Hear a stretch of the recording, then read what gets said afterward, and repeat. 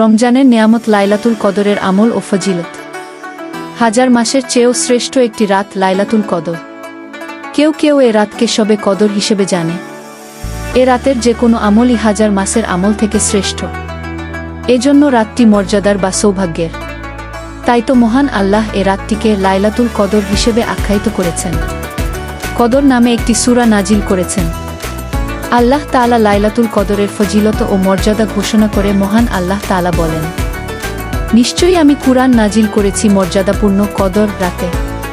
আপনি কি জানেন মহিমাময় কদরের মর্যাদার রাত কি? মহিমান্বিত কদরের রাত হল হাজার মাস অপেক্ষা উত্তম। সে রাতে ফেরেশতাগণ ও রূহ হযরত জিবরাইল আলাইহিস সালাম তাদের প্রভুর অনুমতি ও নির্দেশ সম্বিতহারে অবতরণ করেন, সব বিষয়ে শান্তির বার্তা নিয়ে। এই শান্তির ধারা চলতে থাকে ফজর পর্যন্ত। সূরা কদর, এ রাতে পবিত্র কুরআন নাজিল হয়েছে। এ কারণে আল্লাহ তাআলা এ রাতের মর্যাদা বাড়িয়ে দিয়েছেন। উম্মতে মুহাম্মাদীকে হাজার মাসের ইবাদত বন্দেগী ও আমলের সওয়াব দান করা হবে।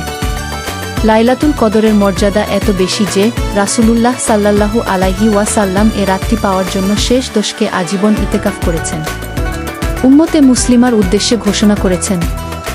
রাসূলুল্লাহ সাল্লাল্লাহু আলাইহি ওয়াসাল্লাম বলেছেন, আমি কদরের রাতের সন্ধানে রমজানের প্রথম 100 দিন ইতিকাফ করলাম। এরপর ইতিকাফ করলাম মধ্যবর্তী 10 দিন। তারপর আমার প্রতি ওহী নাজিল করে জানানো হলো যে তা শেষ 10 দিনে রয়েছে। সুতরাং তোমাদের যে ইতিকাফ পছন্দ করবে সে যেন ইতিকাফ করে।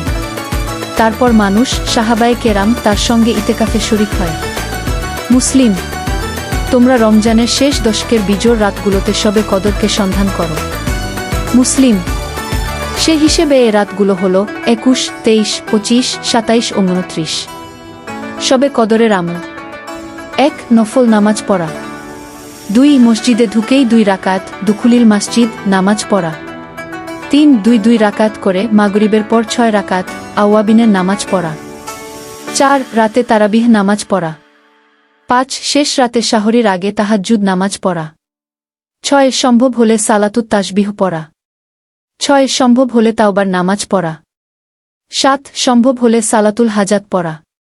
8. সম্ভব হলে সালাতুশ শুকর ও অন্যান্য নফল নামাজ বেশি বেশি পড়া। 9. কুরআন তেলাওয়াত করা। সূরা কদর, সূরা দুখান, সূরা মুজাম্মিল, সূরা মুদ্দাসির, সূরা ইয়াসিন, সূরা তোহা, সূরা আর রহমান, সূরা ওয়াকিয়া, সূরা মুলক, সূরা কুরাইশ এবং 4 কুল পড়া। 10. দরুদ শরীফ পড়া। 11. তাওবাহ ইস্তেগফার পড়া। সাইয়্যিদুল ইস্তেগফার পড়া। 12. জিকির আজকার করা। 13. কুরআন সুন্নায় বর্ণিত দোয়া পড়া। 14. পরিবার পরিজন বাবা মা ও মৃতদের জন্য দোয়া করা। 15.